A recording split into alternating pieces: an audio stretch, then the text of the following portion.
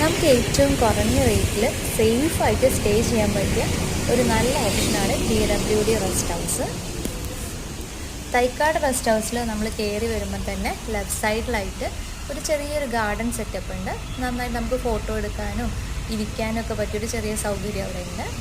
പിന്നെ നമ്മൾ കയറി വരുമ്പം കാണുന്നത് ഒരു ഓൾഡ് മോഡലിലുള്ള ഒരു ബിൽഡിംഗ് ആണിത്.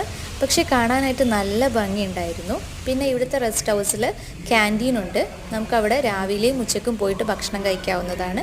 രാത്രി അവിടെ ഇപ്പോൾ ഫുഡ് പ്രൊവൈഡ് ചെയ്യാറില്ല എന്നാണ് പറഞ്ഞത്. പിന്നെ ഞങ്ങൾ റൂം എടുത്തിരിക്കുന്നത് ന്യൂ ബ്ലോക്കിലായിരുന്നു.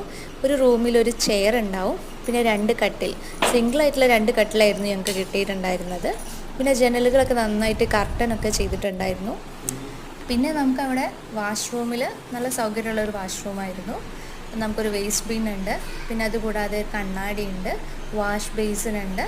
പിന്നെ ടോയ്ലറ്റിനെ കുറിച്ച് പറയുകയാണെങ്കിൽ വളരെ നീറ്റ് ആൻഡ് ക്ലീൻ ആയിട്ടുള്ളൊരു ടോയ്ലറ്റ് ആയിരുന്നു.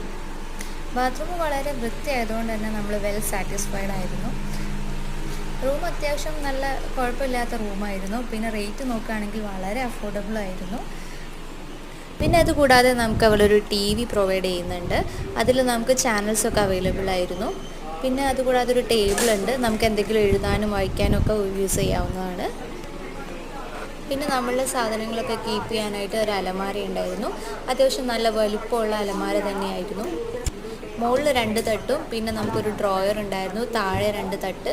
അത്യാവശ്യം നമ്മുടെ സാധനങ്ങൾ അത്യാവശ്യം നല്ല ഒരുപാട് സാധനങ്ങൾ നമുക്ക് അതിൽ സ്റ്റോർ ചെയ്യാൻ പറ്റും. ഇത് ട്രിവാൻഡ്രം തൈക്കാടുള്ള റെസ്റ്റ് ഹൗസ് ആണ്. നമ്മൾ ട്രിവാൻഡ്രത്തൊക്കെ വരുന്ന ആൾക്കാർ റെയിൽവേ സ്റ്റേഷന് വളരെ അടുത്താണ്, അത് 1.5 കിലോമീറ്റർ അതിൻ്റെ അടുത്ത് മാത്രമേ ഇവിടേക്ക് ഉണ്ടായിരുന്നുള്ളൂ. അപ്പോൾ എല്ലാവരും ഇതൊക്കെ യൂസ് ചെയ്യാം.